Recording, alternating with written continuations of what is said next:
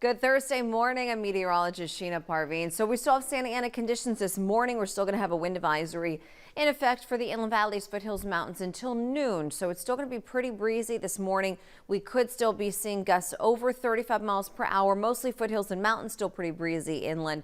But as we head through the day, you'll notice more clouds, not as hot as yesterday, but still warmer than normal. Mid 70s at the coast, upper 70s inland, mountains low 60s, deserts near 80 degrees.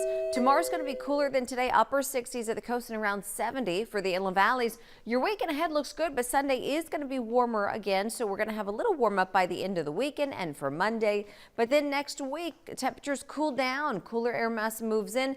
We're still going to be watching for the possibility of a rain chance next week. Right now, it doesn't look too high, but there is still a chance. For the mountains and deserts, we could have a chance of a late shower later today, just a stray shower there, and then a nice weekend ahead. Have a great day.